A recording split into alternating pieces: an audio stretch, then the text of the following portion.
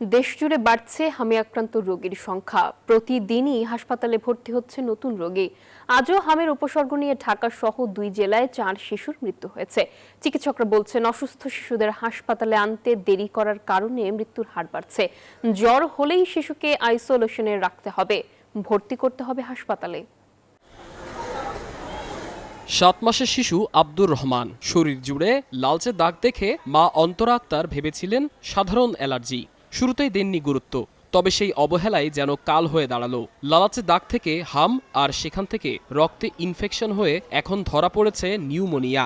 ব্রাহ্মণবাড়িয়া থেকে আসা এই শিশু এখন লড়ছে মৃত্যুর সাথে।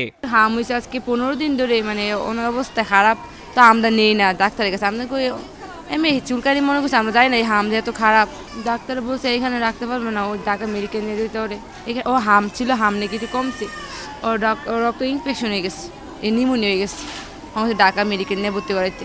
শুধু আব্দুর রহমান নয়, তার মতো অনেক শিশুর এখন একই অবস্থা।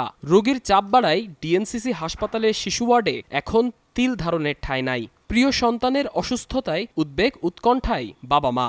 পুরো শরীরে ছড়ায় গেছে। পরে 5 দিন পরে আমি বুঝতে পারি না যেগুলো উঠছে, পরে ভাবছি যে হয়তো গামাছি টামাছি উঠছে। জ্বরের পর আবার দুদিন পরে এই গাজন কি উঠছে।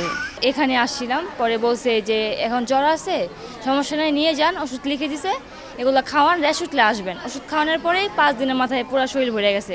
বর্তমানে এই হাসপাতালে চিকিৎসাধীন রয়েছেন 425 জন রোগী, যার মধ্যে নতুন ভর্তি হয়েছেন 100 জন। হামে শিশু মৃত্যুর হার বৃদ্ধির জন্য দেরিতে হাসপাতালে আসাকেই দুষছেন এই চিকিৎসক। জ্বর হলেই দ্রুত শিশুদের হাসপাতালে ভর্তি করার পরামর্শ তার। হামে আক্রান্ত যেসব বাচ্চা আসলে মারা যাচ্ছে, তাদের বেশিরভাগ বাচ্চাই আসলে আসছে আমাদের কাছে অনেক দেরিতে আসছে, খুবই ক্রিটিক্যাল অবস্থায় আসছে, এবং বেশিরভাগ বাচ্চা 50 to 60% বাচ্চা আমরা দেখছি আমাদের হাসপাতালে ভর্তি হওয়ার পরে কয়েক ঘন্টা থেকে সর্বোচ্চ একদিনের মধ্যেই মারা যাচ্ছে।